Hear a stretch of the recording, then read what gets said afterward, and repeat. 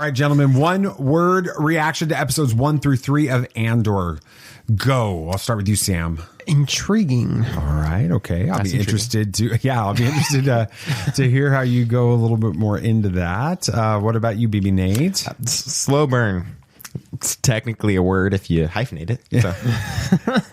We'd have we'd have a whole sentence, which is one word if we hyphenated all the words. Spider-Man's one word. But since that's one of the most used descriptions of the series, I guess I'll allow it. I will go ahead and say unprecedented. What does that mean exactly? We'll explain. I'll tell you in that segment. Okay, Don't spoil it. It's a teaser. I'll also explain why I wasn't too sure about the series after viewing the first few episodes, why the Sons were on board immediately with it. And we'll also talk a little bit about Black Adam and the Rings of Power. This is Tatooine Sons. It's true. All of it. What is the name of the Porg on the Millennium Falcon? Force is strong in my family. What do you think his name is? It's a big moment. I am a Jedi, like my father before me.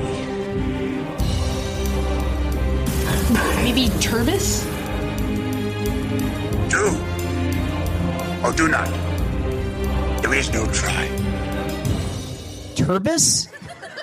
Pablo, if you're listening to this live stream, that Porg's name is now Turbis. It's a good Star Wars name. We're not done yet. These guys recorded an awesome podcast called Tatooine Sons. Everybody listen to that. Sam, you don't know words. I deal with like thermodynamics and fluid mechanics and stuff all day. You think I would deal with words? That's words are dumb. Unprecedented means without precedent. Wow, that's great. It's like when Google just it's never happened before. Okay, without. So I'll explain when we get to that segment at the end. Right. Welcome to Tatooine Sons, a pop culture podcast, the only fan podcast to name a canon Star Wars creature and to be endorsed by the writer-director of The Last Jedi, Mr. Rian Johnson. Yes, sir. We believe he deserves that after what we're hearing about Glass Onion. Anyway, we believe that pop culture is the mythology of this generation, that there is a story, it is written on our souls, and that these myths speak to that story. And that is why we talk about Star Wars and Marvel and DC and Lord of the Rings and Rings of Power. Is that the same? Should we use that interchangeably? Lord of the Rings. It's the same thing. Okay. It'd be like saying we talk about Star Wars and The Last Jedi. Yeah. Just say Star Wars. Okay. And everything else that we love. Hopefully you love so much. I am David. I am the dad. Hi, Dad.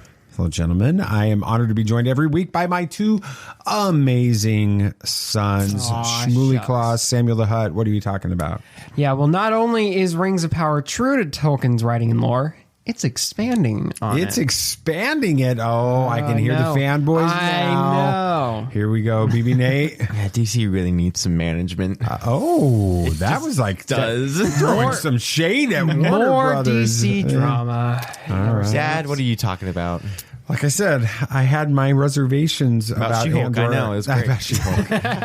About Andor after we finished episodes 1 through 3. I needed to take some time to step back and watch it again. So let's see if my thoughts change. But thank you so much for listening to the show. Hopefully you won't have to listen to the show 2 times, but we'd love for you to do that before you decide whether or not you like it.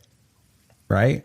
Right. Or you could just be smart and listen to it one time and already figure out that it's good. Or all like 260 episodes in our catalog, you could listen to all of them. No, just skip go back to episode 1. There's seriously that many episodes? It is that many episodes. Wow. With it. We should have a big deal when we hit our 300th. We should. Maybe we can get Dave Filoni to come on the show. And then that's our final episode. We're just like, mic drop. And we're signing off? Yeah, exactly.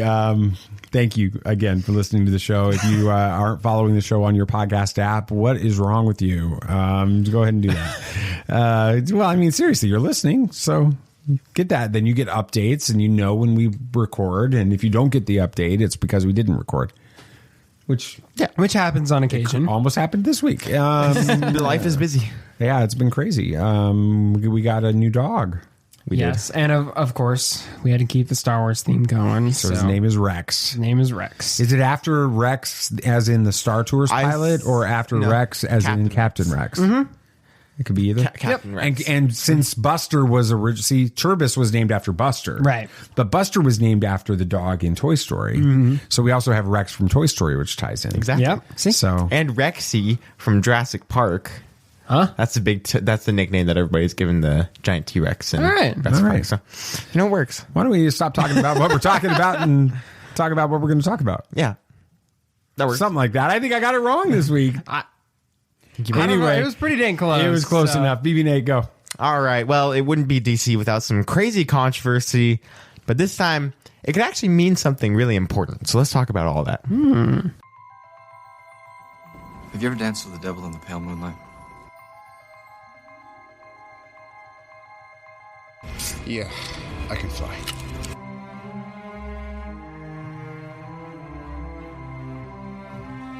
I'm here to fight for truth and justice in the American way.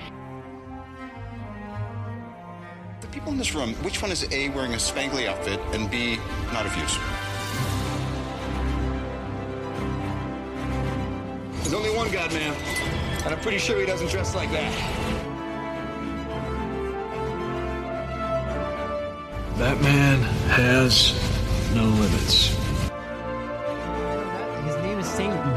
His name is Sabak. That's Sabak is the game in Star Wars. But he's also the name of the Mephisto of the spelled- DC universe. Is it Mephisto is in the DC universe? Basically. Oh, spelled man. the same? Yeah, I think so, actually. Really? Yeah. That's weird. But he's just bad boy. But there's one thing that's dude, bugging look- me about Black Adam, and I actually haven't talked about this. Every single trailer, TV spot is the exact same. Pretty much. They have the same lines, same music, and same scenes. Yeah, largely.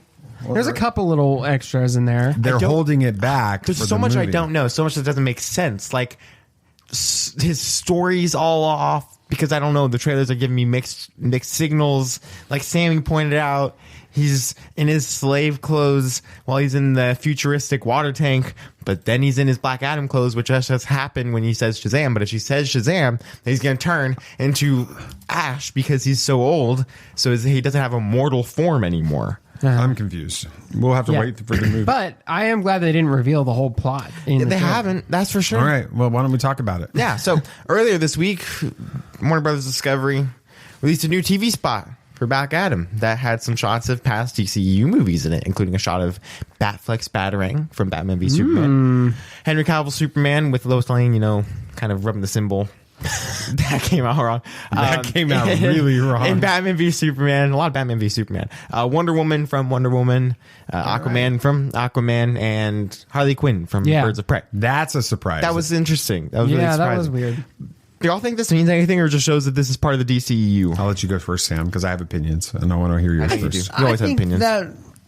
Yeah, I think they're showing like, look, this is the universe we're going with, and this is a part of it. Because without those like shots being in trailers and stuff, there'd be nothing to tie this to the DCEU. Like, not a thing. None of the other Amanda characters. Waller. Okay, yeah, but she's been in. What about Suicide Squad and the Suicide Squad? Like, those are different. They're the same universe. They are? Yeah. Okay. Well, Because we had the same, whatever that guy's name, Rick Flag.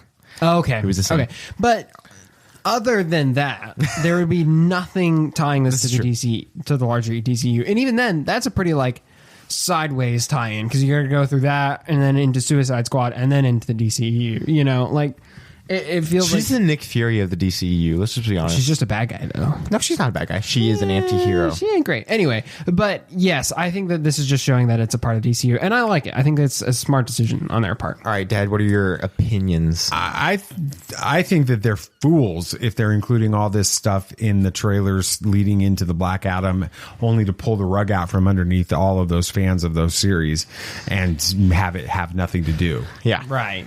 With those, that would be the craziest thing in the world to do. It would be. And I don't think the way Dwayne Johnson has talked over and over and over again and about how much literally doing fan service is important to him, that would be, I don't think he'd stand for it. Yeah, No, he that's wouldn't. true. He's been in like part of the production since the beginning, right? And it's been years. Since before Iron Man. Yeah. So It's just crazy. yeah, so he definitely wants this to succeed, and I think he realizes that for it to succeed, it needs to be a part of the DCEU. So he's going to push for that.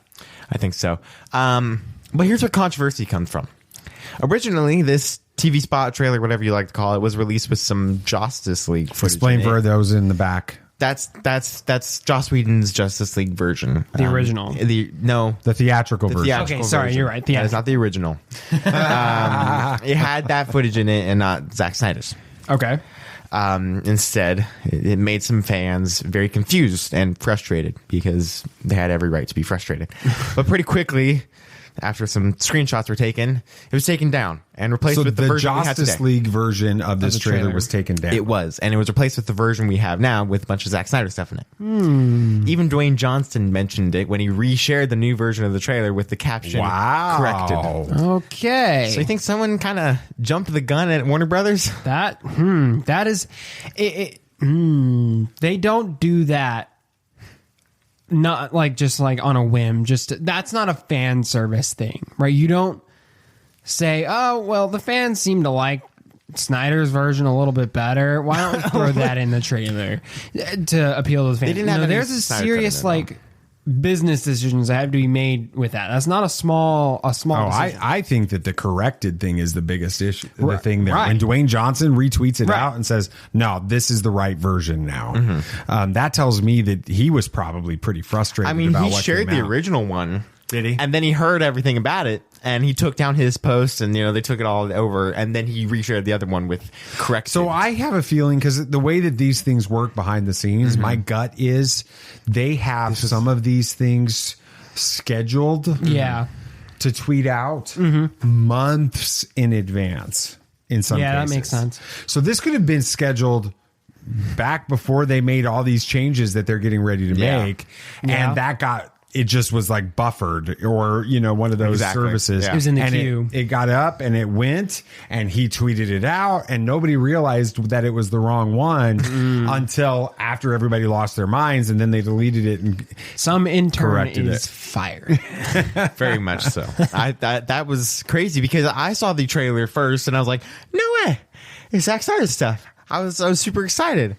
And I saw all these people freaking out about it. Like, it has Justice League footage. And I'm like, no, it didn't. So you saw the corrected version. I saw the corrected version first because I saw it like an hour after it came out. They were fast in getting it down. It was super quick. But, of course, people still got screenshots of it because people are fast about that. Yeah. But speaking of that, people are theorizing that this means we will be getting some changes in the DCEU from this movie. Sort of a soft reboot. But there was also another trailer where Black Adam says... "Nothing on this planet can kill me." I did hear that. Making people speculate about a possible Superman versus Black Adam. That's not happening in this movie. No, but do you think we will see Henry Cavill Superman in this movie at some point? Just like in it, not necessarily fighting. No. Maybe like you need to like stand down sort of thing. I could see it no problem. And I think that would be super smart on Warner Brother Discovery's part, because that will give this movie the legs it needs. That'll get the internet talking about it. Like, oh my gosh, they just put Henry Cavill Superman back in the DCEU. Oh my gosh, now everybody will go watch it, right? But that'll also kind of help, like you said, sort of soft reboot it, tie it with a larger story, and set up a potential Superman v Black Adam movie, which I'd be all there for. That's exactly throw Shazam in there, right? That's what you get. You want throw from the Shazam. Yeah. So there was actually a DC showcase short. It's Superman Shazam versus Black Adam. It's a great short. That's what you want from the DC. You want Batman doing Batman stuff because Batman's awesome, and then you want to see, for lack of a better term, gods duking it out. Yeah, that's what the DC is. But Marvel's, it's more comic booky, campy stuff. Absolutely. The DC is like, you want to see Clash of the Titans on screen. Superman v Black Adam v Shazam on the big screen would be phenomenal. Oh yeah, have them fight each other, because one of Superman's weakness is second most weakness is magic. Yeah, and their powers come from magic, and so they can beat him. Like Shazam is known for being able to beat him. So all right, so I'm curious from you, BB Nate, what happens where it's October 21st or October 20th? Yeah, we're seeing we're at IMAX in Pensacola. Whoop. AMC Bayou Theater 15. All right, we're on there, and in some way, not an end credit scene. Oh, somewhere in there they've added in reshoots a new scene that has Henry Cavill in there as Clark Kent or Superman or something like that in this movie, what's your reaction? I don't know. It's like seeing, Andrew Garfield show up as Spider-Man. Really? It's that big? Really? Because they came out around the same time, actually. They came out basically a year apart from each other. And it's huge. I mean, we never thought we'd be able to see Andrew Garfield again. We did. And we're not thinking we'll be able to see Henry Cavill as Superman again. And if we do, that's crazy. I cannot imagine how the theater will react. That will be insane. And I feel like they have to have something like that in this movie. That's what I Because think. you don't go to DC and you're like, this is a good idea. Let's make a Black Adam movie. Because he's not one of the most well-known characters. I barely know anything about Not him at all. I mean, I would really make a Justice Society movie before that, or a Green Lantern movie before that, or something like a Cyborg movie before that, but not like Black Adam, because he's just such a. But this is the Dwayne Johnson, and he right? wants this to be huge, and he keeps saying that this movie will change the hierarchy in the DC universe. That was a really bad Dwayne. No, I wasn't Johnson. Kind of sounded like you were trying. No, I wasn't. I was I was trying to mock him because I think Dwayne also just talks a big talk sometimes too. I think he said that in like every single post about this movie he's posted. That line is in it, and trailer that he's in or anything, he just says that. Are we taking bets though on like if Henry Cavill is in this movie, right? After a week or so of it being in theaters, when spoilers aren't that big of a deal anymore, he posts a screenshot of Superman being in the movie and then just says, you're welcome or something on it. Yeah, I don't know. I could see you doing something. I could see, honestly, Amanda Waller sending Superman to keep Black Adam in line. Well, how would she Because in the trailer, we already confirmed that she's affiliated with the Justice League. If you look in the bottom right corner, her affiliations is the Suicide Squad, Justice League, Justice Society. Really? Yeah. Interesting. So she is the Nick Fury. She is the Nick Fury of the DCEU. So do y'all think that this movie can actually change the DCEU for better or worse, maybe? I think they have to use this to change the DCEU. Yep. They can't continue to do what they've been doing. No, not at all. And the opportunity... Just going to say this. The opportunity is there. Marvel, the MCU has opened up the door. Yeah. For the first time, there looks like there's weakness in the MCU. Yeah. It's like there's an opening, like if NASCAR, there's that opening. You got to jump in there right now. Superman's been shot with the magic kryptonite bullet or something, and he's weak, right? You got to go after kryptonite bullet? That would work, wouldn't it? That would take him out. That would kill him, yeah. Oh, man, I'm smart and I didn't even know it. I don't think you want to kill the MCU, though. No, you know what I'm saying, though. The opportunity is there, and so if they do things right, they're never gonna beat that. No. What's happened in the MCU it's already going to accelerate that. Mm-hmm. But the reality is, going forward, they could compete. Mm-hmm. They could with compete. the MCU. If they stay true to what DC is. This is the fact that the Miami Dolphins right now are 3-0 and the New England Patriots are like 0-3 or 1-2 or something like that. 1-2, I think they're 1-2. And so that's the kind of thing that can go forward. You're never going to take away Tom Brady's Super Bowls. No. As a Patriot. No. But going forward, you can have a fighting chance. You can compete, and that's what could happen here. The thing that is so important that DC really needs to focus on is the thoughtful, thought-provoking, emotional points that they have in each of the characters' story, because every one of them is deeper, more commonly than Marvel is. I mean, Marvel, you can really see most Marvel comics are very comic booky, and most Marvel movies are definitely comic booky. I can't think of that many Marvel movies that go deep into. And when they tried to do it with Eternals, it didn't work. It didn't. Right. But when Daredevil does it, it works great. Well, that's because it took 3 seasons. Exactly. To do that, so, but it always it means a lot for DC to do that. They have to connect to that, and I feel like if they stay true to that and keep that, like with the Batman, they did that. Mm-hmm. And like You're what right. I loved about Batman Mask of the Phantasm so much is that is a big part of it. And so I think they really need to focus on that. I hope they do. Yeah, I hope so too. Yes, but Black Adam releases on October 21st. That's your 20th. Papa's birthday. It Happy is. birthday, Papa. You should go see it. So we'll have to wait until then to see what happens. But all I can say is I am optimistic about the future of the DCEU. Awesome. Good job, BB Nate. Good job, Nate. Nice segment. Thank you. Are you guys ready for this? Ready.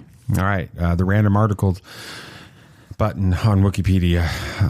Wow. That took randomness to a whole new level on this week's Is It Canon? Oh, jeez. This is not going to go the way you think. Okay, we know how this works, but for those of you that don't, here's how it goes. I give a description of something I found on Wikipedia. Usually it's when I hit the random article button. That first article. Again. Mm-hmm. 2 weeks in a row. These two knuckleheads make an argument for whether they think it's canon or legends. All right. This one's really random. Okay. Unidentified Blue Coral Divers Clan Witch. What the heck? Let me repeat that for those that may... UBCDCW. An unidentified Blue Coral Divers Clan Witch. Who's there? Right, here's the description. Here's the description. A Dathomirian witch of the Blue Coral Divers clan from the planet Dathomir, because that's where Dathomirian witches come from. Oh. Once traded colorful shells to the clanless witch Falta. Okay. The shells were used by Falta in the magic ritual in which she created her daughter Yenna. What? Is this legends or is it canon? I'm going to have you start, BB Nate. What the heck? I feel like there was something in Dark Disciple that I might have missed because I don't remember that book all that well. That was a long time ago. So I feel like it has the potential of being canon because Dathomir takes place in Clone Wars, which I don't remember all that much of. Dark Disciple, which again I don't remember that much of. And not even really Dooku Jedi Lost. There's no real Dathomir in that book. So I don't know. Okay, let's get Sam's opinion. I'm going to go canon just because this is Clone Wars, right? Maybe. Well, most likely. Well, okay, Dathomir was introduced in Clone Wars, right? Okay. That was a lot closer to the Disney takeover time than a lot of other things. So I'm going to guess that it's canon because there was less time for more things to be written about this planet and stuff. Okay. Because of that. I don't know. Otherwise, you're kid, not kid. Now it's more random. You got to give me a choice, BB I'll Nate. say canon. I Both don't know. gonna say canon? Yeah, might as well. Really? I don't know. Yeah. I really don't know. Yeah. This is from the Clone Wars Stories of Light and Dark. Oh, it is yes, a let's go. canon anthology based on and inspired by the animated television series Star Wars The Clone Wars. It features 11 short stories from 11 authors with interior illustrations by Ksenia Zelenstova. It was first published in hardcover by Disney Lucasfilm Press on August 25th, 2020. Hey. I might need to You read guys this. did good. I did not. Good logic Thank with you. that. Thank you. Appreciate it. All right. Man, people sit there and write articles about the most random stuff. I'm here for it. It's cool, but dang, that is a deep Wikipedia dive, is literally. a machine, and they've got millions of those articles out there right now. So everything, that one was really, really obscure. That's good. All right, Shmuley, let's go for it. Yeah. Well, Rings of Power is the gift that keeps on giving. We got more of Sauron. Sorry. Maybe. I mean, the Stranger. That is not the Stranger. Adar isn't answering any of our questions. And Sauron, isn't it? No, that's the mouth of Sauron. And Numenor finally set sail for Middle Earth, but I want to focus in on something else. Not only is Rings of Power giving us a great story, but it's also giving us more history and lore, specifically about Mithril.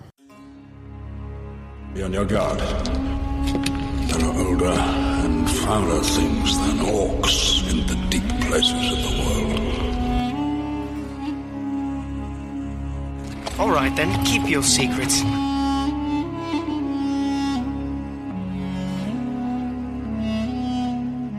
You're coming to us. Is as the footsteps of do's and do's.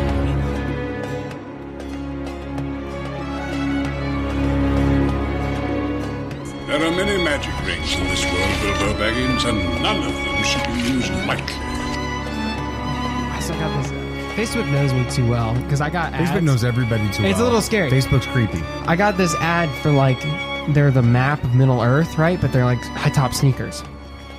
No, it looks really cool. It's like the map is like put on the shoe or whatever, like on the sides and stuff. It looks really cool, and I kind of want it. And then I found a special hardcover edition that's being released for Lord of the Rings. Yeah, I saw that. It has the full map, full size map of Middle Earth, some illustrated books in it as well, some other stuff. Wow! And each page, or most pages, have illustrations from Tolkien and other people of what he originally thought what it would look like from that page that you just read. Take a wild guess. I'm ready for you to say I can't guess because I already know. Tell me. $225. Whoa! But it's all 3 books, right? Wow. Yep. And then some. One collection and then a bunch of other stuff. All right. It's worth it. We should probably talk about this. Yeah. Well, we ain't getting that. All right. One of the interesting things is we got an origin for Mithril in this latest episode of Rings of Power. And no, for you guys, it's not going against canon, as Tolkien never provided an origin for Mithril. Okay. So Elrond explained that centuries ago, a great elf and a Balrog of Morgoth battled over this tree that was on a mountain that contained the light of one of the last Silmarils. Okay. As the two clashed, it caused a storm to form and lightning to strike the tree, sending the light of the Silmaril deep into the mountain and thus creating veins of Mithril. So, first off, what did y'all think about this origin of Mithril? I need to understand when you say contain the light of one of the last Silmarils, what that means. Okay, so the Silmarils were think of importance, at least. Think of the ring. Like they were that big prior to this story taking place. They contained the light of, those 2 trees that they showed in the beginning. Mm-hmm. They contained the light of those 2 trees. And they were hugely powerful, really important and stuff. And so this tree was either, I think they said in the show, is actually hiding one of the Silmarils, right? Oh, wow. And when lightning struck it, it caused the light of the Silmaril, or the light of those 2 trees, to go seep into the mountain through the roots of the tree and create the veins of Mithril as we see in the show. So does that kind of help? It helps me understand it. Now I'll let BB Nate talk about what he thinks about the origin, then I'll come back. I thought it was an awesome origin. I mean, just that shot right there is something I want to hang on my wall. I want to make that my desktop. Because you have the darkness of the Balrog, and then you have the lights from the elf side, and the lightning and the tree. Everything about it is just fantastic. It looks great, but it was really also it's epic. And I saw somebody talk about that after this episode. This episode just felt epic, and it felt Tolkien in every way. Everything about it was slow, but it was great, and it was written perfectly. And some of the scenes, I thought the scene with Galadriel fighting the Numenorians. Oh, that was awesome. Yeah. It felt like fun. Tolkien. I felt like I could be reading that in a Lord of the Rings book. It was great. And I think that this episode did that well. And I think this origin just sealed that for me. It was great. I love how they're bringing in elements from the Silmarillion and some other things with it that they aren't permitted to go into super detail with, I guess, because of the rights not, or whatever. The Tolkien but they're pulling those things in and creating their own legends. It's almost like, how in Star Wars you've got those people that for 30 years had this entire storyline that got set aside by Disney with the canon versus legends thing, and they have this, the legends is my story type thing. Yeah. It feels like this is almost the exact opposite. You've got the official Tolkien Silmarillion, and you've got all the other stories and lore and stuff. And if you've been a reader of that, that's your official Tolkien stuff. Right. I'm cool with that. Right. But I've never read any of that. Mm-hmm. This becomes my Middle Earth stories, my stuff. And I loved what we saw. I thought it was awesome. Yeah.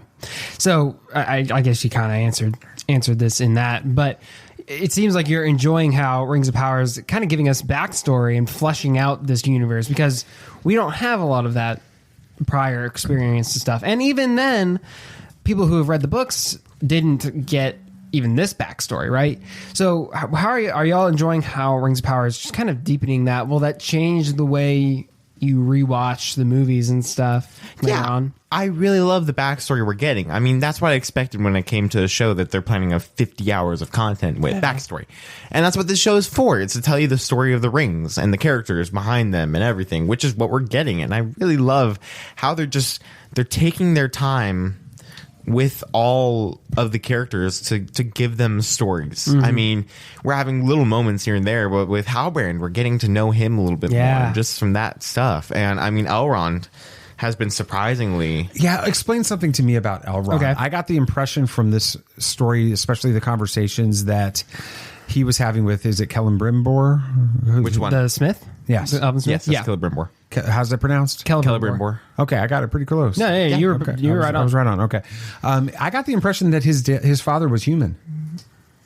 Oof. That might be true, actually. Because he's half-elf. Elrond half-elf. Yeah. So, His father dad was human, I believe. Was human. And so that when he goes to try to interact with the gods to get their help, that's why Celebrimbor was like, I knew your father. I was there when they happened. Yeah. He said he was the only one that could do it with it. I thought that was really, really interesting. Yeah, you're right. He is a half elf. I can't remember if it's his dad or not, but I'm pretty sure it's his dad. I mean, these are the kinds of things that I'm getting from this that are going to change the way I watch it. The beautiful thing about this is episode, is it 4?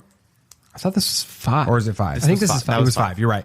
Episode 5 of season 1 out of 5 seasons, correct? Mm-hmm.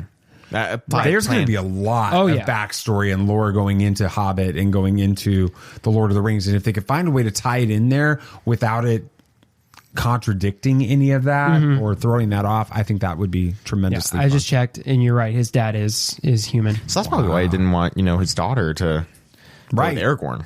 Yeah, that's a good point. Yeah. So, we've been talking about Mithril, like with the origin and stuff, but why was it considered important in this show? Well, Gil-galad, the Elven King, explains to Elrond that since the Eldar, which are the elves that left the Undying Lands, came to Middle-earth, their light has been fading since then. Now, their only options are to either return to the Undying Lands or become soulless husks roaming Middle-earth. So basically mortals. Worse. More like I think Nazgul. More like zombies or Nazgul.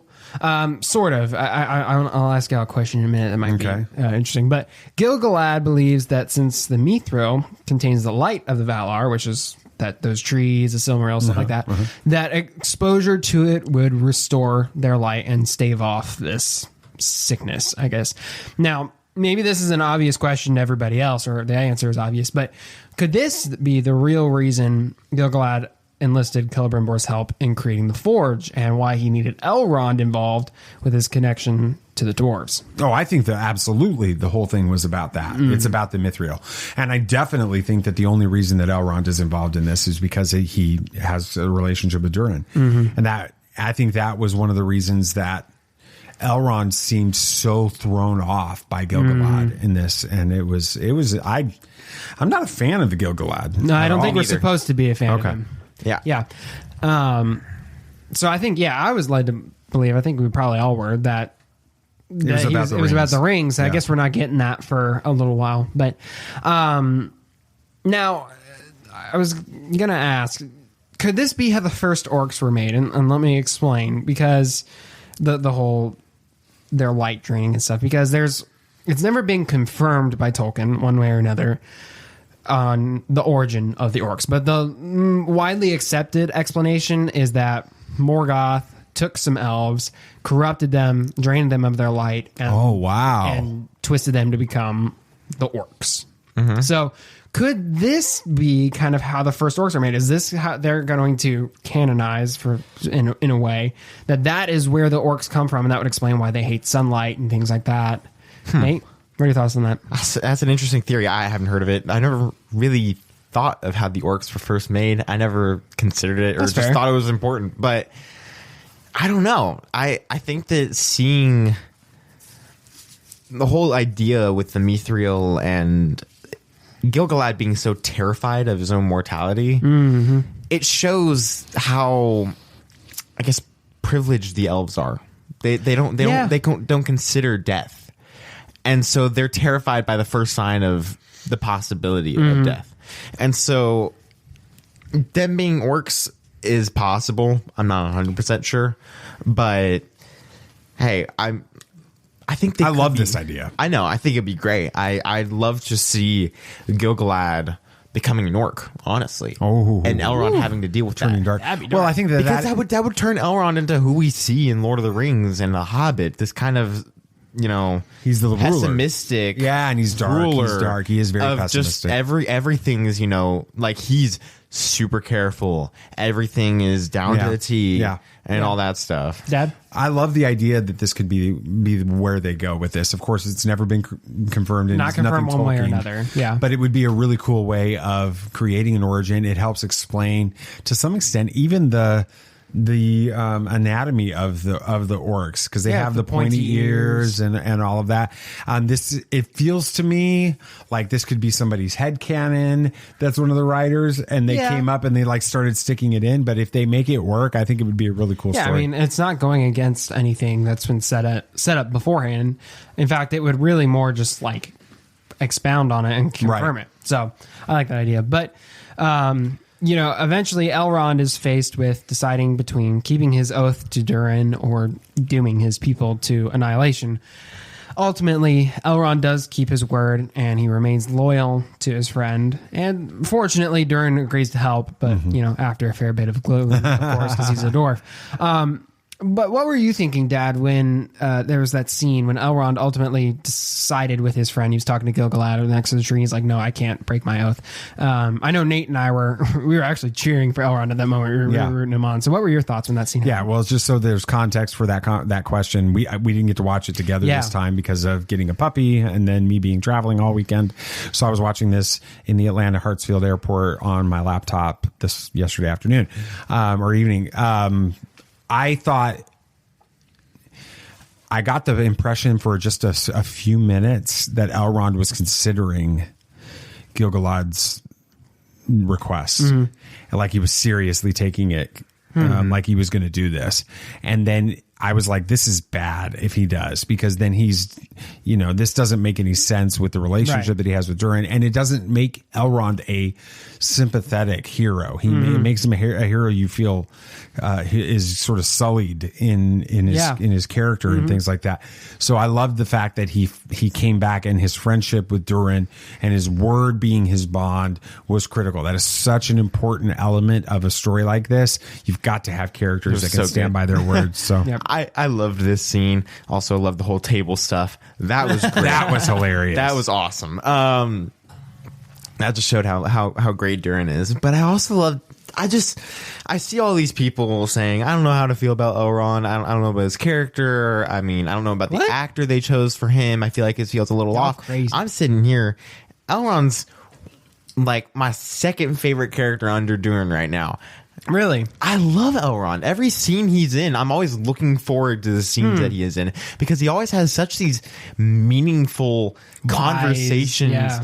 Even with Gil-galad, he's super deep in the oath that he took, and he was like, I cannot break this, because if I do, then who am I? And all that stuff. I know, and that was great. important. Yeah. It was fantastic, and I love Elrond in this series, and I cannot wait. Well, I can wait, but I'm super interested in seeing how he falls into this kind of dark place jaded, where he just stays like that consistently. And Galadriel too. I mean, she's a person, and both of them have a journey to go on. It's almost the reverse of what we get with Luke Skywalker in the Star Wars stories, where he goes from being super optimistic. That's the way we're introduced to him. Hopeful, super optimistic, restore the Jedi Order.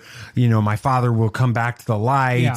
We're going to win. To we get him in The Last Jedi, jaded, cynical, dark, and people struggled with that. It's the exact opposite in this series. We get a jaded, dark, cynical Elrond and Galadriel, and now we're going back and we're seeing them in that hopeful, youthful approach, and people are struggling with that as much in this series as they did with the different version of Luke Skywalker. So that's a great point.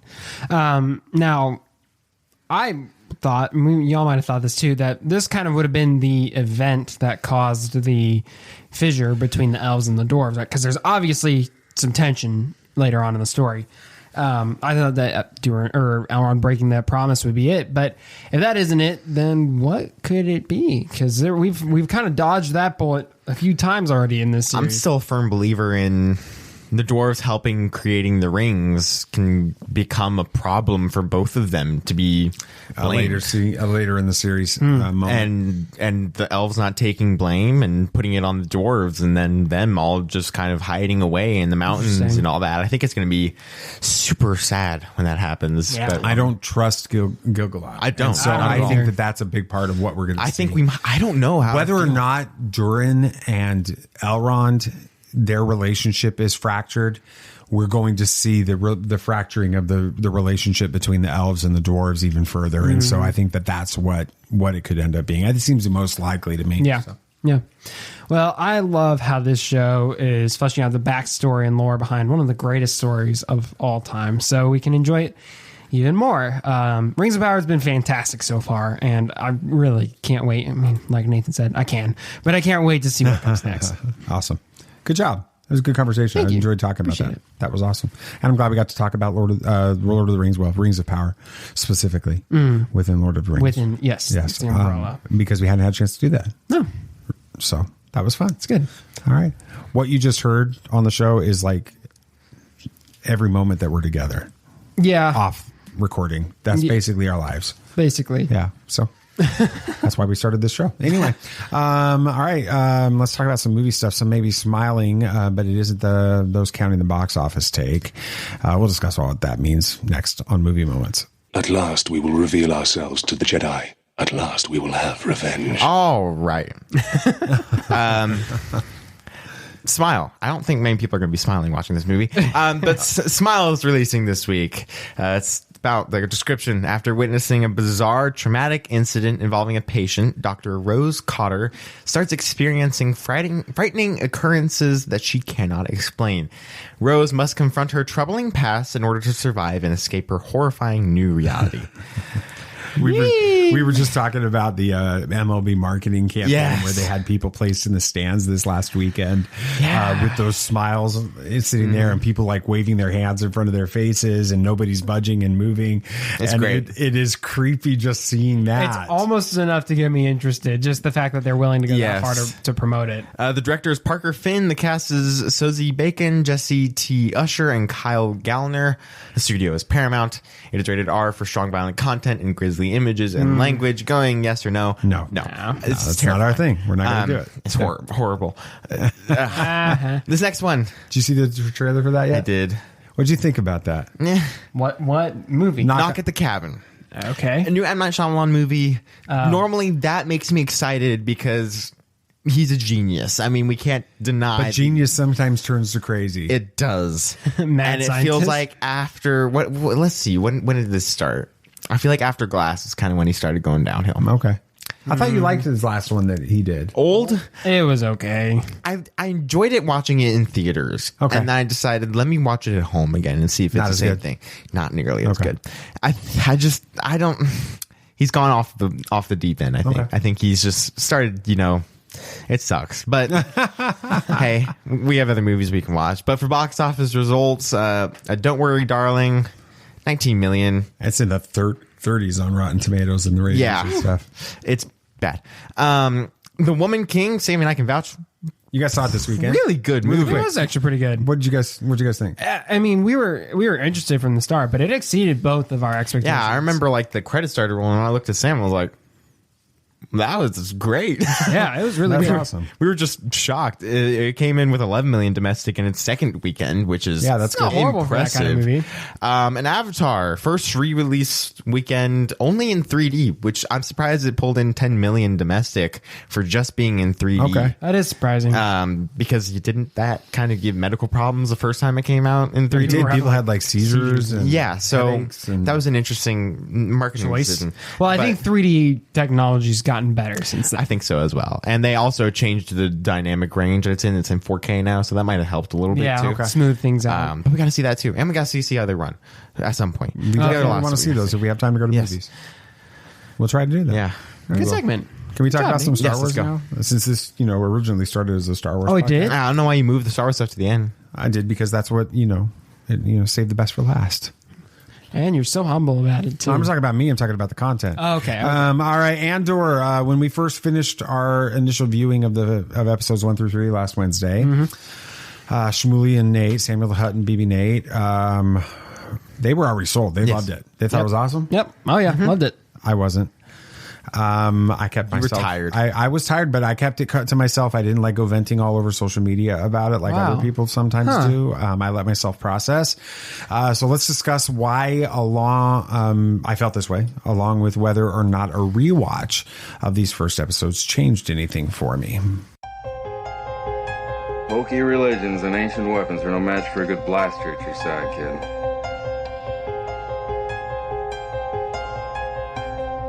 Rebellions are built on hope. Force is with me, and I am with the Force.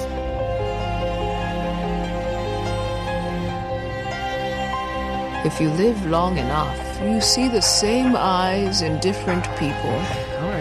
I say I'm going to go broke, but I had the chance to go broke and I didn't. But you had a chance to buy the Millennium Falcon. Yeah, but Lego. I just couldn't justify spending almost $1,000 on Legos, so I made the responsible decision. But they just announced that they're coming out with, along that same series, a Razor Crest. So that's pretty cool. If you do Boba Fett's ship that way, if they did it that way, I would not. I would buy it in a heartbeat. Really? I wouldn't consider. I wouldn't think Slave twice. One? Yeah, Slave One. If they did a collector's series, I'm buying it. Yeah. In the cart right then. All right, awesome. Well, let's talk a little bit about Andor here. Totally different timeline. Yeah, just a little bit. But Boba Fett's alive. Yeah. You think we see him in the series? He's a villain. That would be cool. No, that would be cool. All right, you guys already gave your one-word reactions at the start of the show to this, but let's go in a little bit more detail, explaining what you mean. BB Nate, you said it was a slow burn. What do you mean by that? That was like a lot of people are saying slow burn. Yeah, it didn't have a lot of action sequences. It wasn't fast-paced. It was very methodical and slow, and let the characters breathe and the story develop, and everything kind of just flow a little bit smoother and slower, which I like. I like slow movies and TV shows. I don't know why, but I get drawn to those more because it has more plot. And so I was super excited to see a slow burn show for Star Wars, and honestly felt like the first 3 episodes were one episode, the pilot of this, which was fine by me. Like and a 2-hour movie. I'm glad they didn't release the first episode. It would have been a hard thing for it would have people been to handle. difficult. It would have just been like, what was that? All right. Yeah. Because these first 3 episodes set up the series. And they set flow the table. well. Well, let's And talk a they little do. bit about that. Sam, you said it was intriguing. Explain. Yeah, I mean, I loved the perspective we got in these first few episodes. One of the things that I love to see in Star Wars, and we don't get much of, but I love it when we get it, is seeing the everyday man's experience in Star Wars, right? I mean, you'd think that'd be super boring. Why would you want to see like an everyday life in Star Wars kind of thing? But I thought it was fascinating seeing people go to work every day and I did hang out at the bar, or what their houses looked like and how they had knickknacks and stuff. How it's like it's not all that It did different. feel very Batu Galaxy's Edge. It did. The I marketplace loved felt that. like I thought that was super cool. But on top of that, it's darker. We saw that from the very beginning of the first episode. It's a darker tone than what we've gotten in Star Wars before. What do you mean by darker? Are you talking about what Andor does, or everything that happened before that? Yes, I mean where he goes, what he ends up doing, because he was in the wrong place at the wrong time with the wrong people and made a mistake. And the rest of the show, they're sitting there. He's changed his name. He's in hiding, and it's just a darker, grittier feel than what we've gotten before. He's just trying to scrape by, and he's just not going well for him. The cards are not in his favor. So I like that. It's not, Star Wars has been previously very lighthearted, or not necessarily lighthearted, but a lot lighter of a tone. More of a Flash Gordon serial than most stories. And I don't want Star Wars to stray from, it's for kids. We don't want it to be Blade Runner. No. It's still should be able to be watched with your kids, which I still think this series was. There's definitely some darker tones. I mean, maybe wait till they're a little older, but it's not like you couldn't show this to your kids. But I don't mind them giving a little more, for lack of a better term, meat to it as well. That's cool. I said it was unprecedented. A lot of what you just talked about were reasons why, but this one, the music didn't feel like Star Wars. I liked it, but it was different. No, I didn't say I didn't like it. See, every time I say that this is different, I get accused of saying I didn't like it. Yeah, what why I'm don't you saying like is it? it's very different. Yeah. It was very different than anything. I mean, it was even different than Rogue One. Mandalorian was pretty different too. It was. Musically, it was very different. With that, but it still felt like Star Wars. Like, I mean, you were like in the middle of a Star Wars series with fair. Mandalorian, with Book of Boba Fett, with everything that we've done. This one, I've heard it described that if you didn't know it was Star Wars, you didn't know who Cassian Andor was, and you just turned on a show, it's a really interesting sci-fi story, but you don't really realize it's Star Wars. Okay, I mean, I can sort of see that. If you tie Star Wars to being lightsabers and Jedi and Sith, but Rogue One didn't have that. It still felt like Star Wars. It did have lightsabers. It did have some, but you also had the crutch of the rebellion, the Death Star, the Empire. Yavin 4, things like that, and the beginning, and the Force, stormtroopers, to tie it into that. Right, that's my point, though. You don't have those anchor points in this story at this time. You don't have those anchors to say this is my Star Wars. It felt very, very different from that. I think that's part of the reason too. Not saying that you didn't like it because of that, but that's part of the reason why I liked it. I like getting away from that side of things because that story and those concepts and themes have been explored pretty much in everything so far, right? I'm not asking for concepts and things. I wanted to see a stormtrooper. I wanted to see the Empire. I wanted to see something in this story that made it feel the corporate security forces could have been corporate security forces in any other universe. It doesn't tie in. You don't hear about the Empire or the Emperor in this. You hear about some Imperial stuff. They're thrown in like 3 times. The word Empire or Imperial is thrown in. Outside of that, you don't know where this fits in the Star Wars universe. Y'all talk a lot, but I understand where Dad is coming from. I get it, but I think that Star Wars isn't confined to lightsabers. Star Wars is not confined to the Skywalkers. Star Wars is not confined to the Force. Or the Star Wars. I'm not asking for the Skywalkers, but would you let me finish? Lightsabers or the Force. So yeah, I get it, but you're keeping interrupting. Okay, I'm saying you're all talking about how it didn't mention the Empire, and I'd love for it to go back to what it feels like it's Star Wars, unless some indication of it's Star Wars. It is Star Wars. You can't deny that. You look at Mandalorian and you're like, okay, yeah, this could be Star Wars. But you look at any of the books that say look at the Solo book that we listened to, the Kira and Solo book. I mean, it has the Empire, but that can be pretty disjointed from Star Wars. It's more about him working with Kira. But you still consider that Star Wars. I think, yeah. So this is following a character in the world of Star Wars, not following Star Wars with a character. Okay. We're seeing it through Andor's eyes. The Empire hasn't noticed Andor yet. They have no reason to look at Andor, but there was a rebel incursion for a private corporation, a security force. Then that's going to be something. Okay. And it also tied so well into Rogue One. I'm sure you talk about the stuff at the end and the line that one of the soldiers says? No. I'm not sure what we're talking about. I don't know. I don't want to step on your topic, go ahead, but it was like it was when they blew up the ship and the guy's like, it's an incursion. They're everywhere. Okay. And I'm like, that's tying into Rogue One. That's Rogue One. You're right. That's exactly what Cassian said, and that's what Felicity, what Jyn said. Jyn or so, yeah. Mm-hmm. She was like, make 1 soldier or 10 soldiers feel like 100. Yeah. And it was 2 people, and they thought they were everywhere because of one explosion, and then because they were making a vehicle drive through it, and then they went the other way. So many things happened. It did. You're right. That's Star Wars, and that's Andor. Yeah. One thing that I think Star Wars does so well, though, is its aesthetic. You recognize the Star Wars aesthetic immediately. Yeah. Everything's kind of dirty. It's lived in. The technology doesn't look very advanced. There's weird parts and wires and stuff hanging off of everything. It gets the job done, does things we can't do, but it looks low tech, right?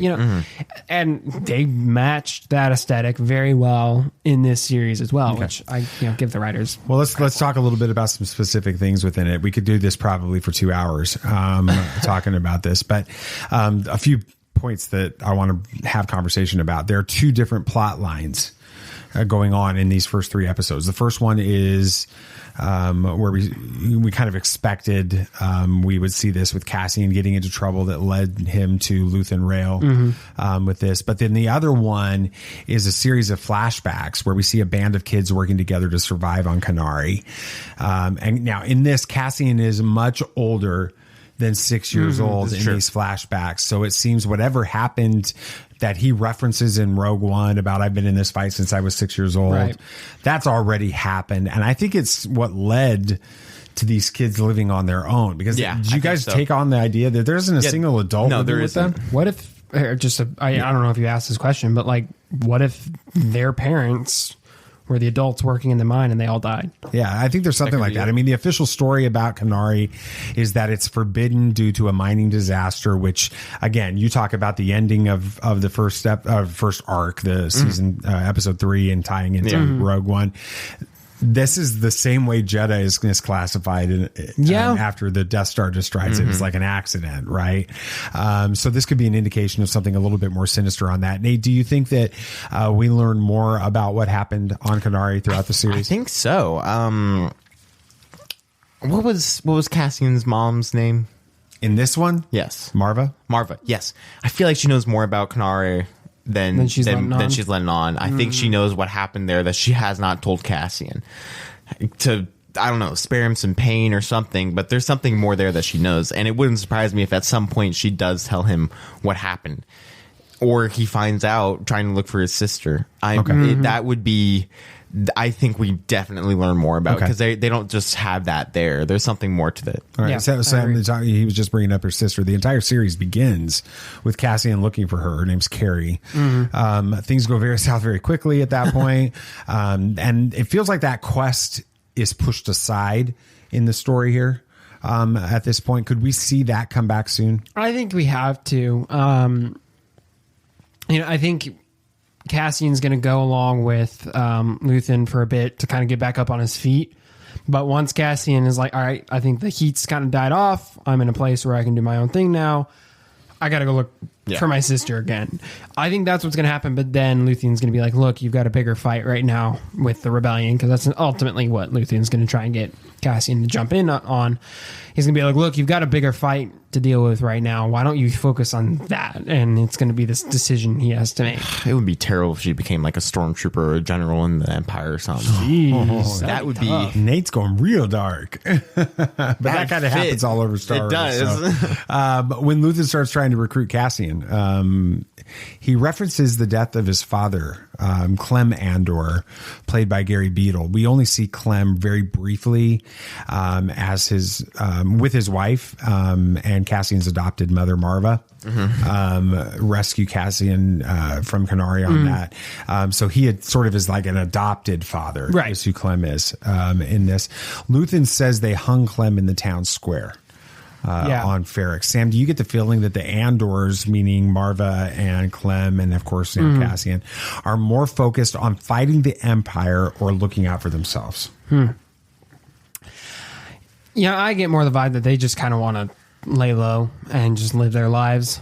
I mean, they definitely aren't fans of the Empire. We can get that from the flashbacks, but I think there's a lot of people who aren't fans of the Empire in Star Wars. I think 90% of the people who live in the galaxy aren't fans of the Empire, but most of them don't do anything about it. They just want to go about their lives, live and let live. Let's just be honest. That's what a lot of us would do too.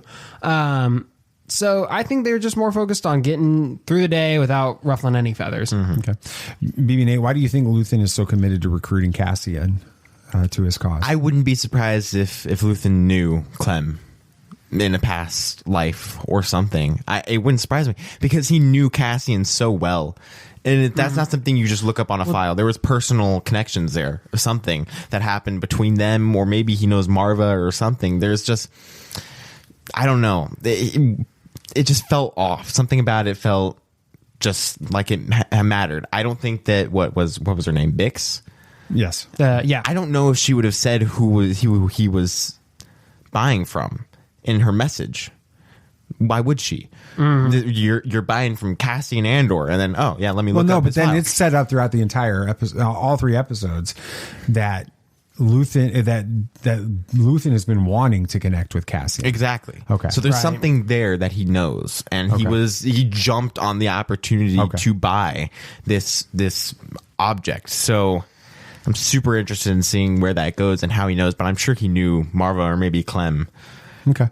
We'll talk about B here in a second, but before we do that, I want to get your thought on this like corporate security, this Corsac force. What were your thoughts on them and how they kind of who they are and the the main two guys, the guy from the Batman and stuff like that? Yeah, I was admittedly a little confused as to how they worked at first. I thought maybe they were the police for the Empire, but Dad was saying they're more of a contracted security force, which is fine. I like it. It makes sense. It's a start where there's contracted security, paramilitary in the real world. Why wouldn't there be in Star Wars? Yeah. As for the characters, I like them a lot. I like you've got the guy from the Batman who is all in on the cause. I mean, he is as he drunk the Kool-Aid as hard as you can. And then you got the other guy who is obviously like very dedicated. He wants to do the best job he can, but not naive and he doesn't want to do things the way that it's always been done. He's like the corruption. What about the superior, the chief that leaves? At the beginning, him? Yeah, I like that. It fits the whole Empire vibe. They're corrupt. They're like, we want to maintain a good image, so why don't you just sweep that under the rug? But I got the feeling that he didn't want the Empire to know what was going on, because if the Empire found out that they were having all these problems, the Empire is going to move Step in. In a more significant absolutely. way. But like that's the Empire does stuff like that too. I mean, it cements that these are not good people in Star Wars. So that's interesting. BB Nate, what did you think? I thought they were great. Antagonists for this first arc. They're small enough to kind of give this Andor a little push, and I'm sure they'll be in more of the episodes. And then the Empire is going to be the main problem for him. I do have to say, one of the best parts of this episode was all of the civilians, banging on and stuff, and Marva's little intimidation speech. And then the worst part's when it's silent, because they're like, why? And she doesn't respond. It was great. That's fantastic. That's such a good line. That was pretty cool. It fit. Well, that the main guy in that he's in the Corsac, in the Corsac guy. Okay, corporate security guy. I can't remember his name off the top of my head right now because I haven't slept in a week. Yeah. He's one of the main stars in this series. Yeah. They're going to play a major role in the future, at least this season. With it, do you think that he's sort of the primary villain, that they're going to let us see Andor's move into the working with the rebellion from that perspective? Or I think so. Yeah, I mean, the main Corsac guy, I don't think he at the beginning was fully bought in to the I guess dogma of the Corsac, but after he sees Cassian do some pretty terrorist stuff, he blows them up with a improvised explosive and stuff. I mean, it's some pretty dark stuff. I think he's gonna be like, all right, whatever it takes, I don't care anymore, these guys have to be stopped, and he's gonna be fully bought into the bad guy. Definitely. Well, we can't ignore B. No. Best character in the B whole was episode. great. Let's keep it real simple. I know I'm not the only one, because Star Wars Explained did a video about it that somebody talked about today. But I said this pretty early on. Am I the only one who thinks that B's personality is oddly similar to that of K2SO? It definitely is. I think that just the reprogramming that he put in K2 was to make him like B, because he loved B so much.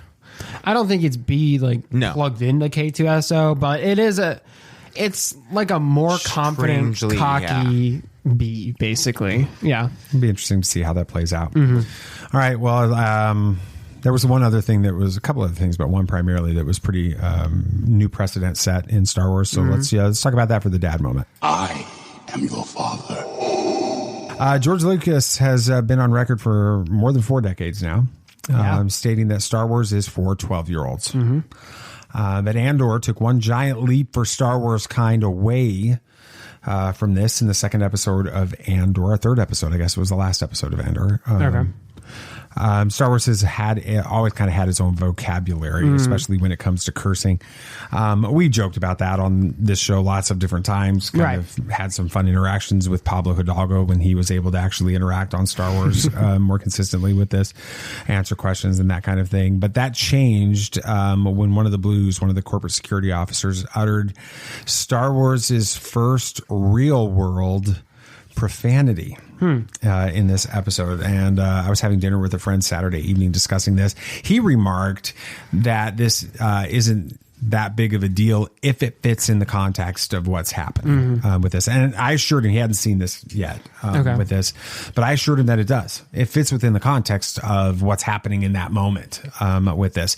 But then I hedged that just a little bit by saying that just because it fits the context of the story doesn't mean that it fits in Star Wars. And I know that this will be the minority position on this, but it does feel like something of the innocence that makes Star Wars special was lost by including this profanity in it, and I'm not sure we're ever going to really have Star Wars be able to look back from this. So a little bit disappointed with that. I know some others were as well, but when the screeners were sent out to those in the press and other shows that get screeners, which Hi, we would love to be one of those shows. We would love to be one of those shows. We just always throw that out there. The screeners included episode 4, along with what we've already seen and what's already been released on this. And right now, the buzz is that this next episode is the best of all of the 4 with them. So we'll find out tomorrow. Awesome on that. Well, I'm gonna try to watch it, even though I won't be here. You guys are on your own. You watch it when you can. All right. All right. Let's. Anything else you guys want to talk about? Anything else? Yeah, Marvel's Werewolf by Night hailed as a surprisingly violent MCU monster mash, which I kind of got that vibe from the trailer. I did. It's bizarre. I read some of the other reviews and people are like, this is like classic Universal monster. That's a good black and white horror. I think that'll be a cool addition. It's great. To the MCU. They said it's a lot of fun. It's one of the best things MCU, and they said it feels like the MCU's on the right track now. Okay. Again, so it'll kind of be like along the lines of like Frankenstein. It will be. They say it's completely different from Mummy, what they're like. It's Dracula. completely different from what MCU has done. Okay. But it works. It feels good. With that. Awesome. They'll say Michael Giacchino did a great job directing for his first. That's right. He's the director. Did he do the soundtrack? I'm sure he did. That wouldn't surprise me. But next, go Michael. Kind of staying on the monster track. Warner Brothers announces Constantine sequel with Keanu Reeves. Finally, they've been wanting for years for people have been wanting that to happen. Was the first one okay? I don't know. People have said it's amazing. I've heard it's fantastic. And Constantine's really, really interesting character. Everything I've seen him in, isn't he like a demon hunter? He is. He's banned from both heaven and hell, so he's on eternal existence on Earth. Oh, yeah. Because he's so mischievous. Okay. It's weird. All right. Interesting. James Earl Jones, the voice of Darth Vader. He's stepping back from voicing Star Wars Darth Vader forever now. It's being reduced to voiceovers or the AI stuff that they used in what did they use that in Kenobi. Kenobi. The Obi-Wan Kenobi. It works well in Kenobi. It did. They did well. That's sad, but it was inevitable. Yeah, I mean he's 91 years old, so give the guy a break, okay? Let him take a vacation at this point. Summer vacation. Yeah, exactly. I think that'll do it. Good job, guys. Thanks for listening. To all of you listening right now to Tatooine Sons, a pop culture podcast. We really do appreciate it. If you had a good time listening, it would be awesome if you could share this with your friends. Yeah, and of course, the show's only a small part of the Tatooine Sons world, so be sure to like us on Facebook and join our Facebook discussion group, and then you can follow us on Twitter to get in on all of the action. Got it? Yeah. It's been a long day. Keep up to date on everything we've got going on at TatooineSons.com. That's right. Don't forget to follow the show on your favorite podcast app so you don't miss our next episode coming out next week. Next Tuesday. Yeah. Just like today's Tuesday. Really? Yeah, that's the way it's supposed to be. And then give us a review on Apple Podcasts or Spotify or whatever podcast app you prefer. We would really appreciate a review. It helps us. It does. It makes us feel good. It does. Absolutely does. Thank you so much for those of you that have done that. We appreciate it. All right. Anything else you guys would like to say? May the Force be with you. May the Force be with you. May the Force be with you always. This party's over. I like that Wookiee. Don't get technical with me. Join, please.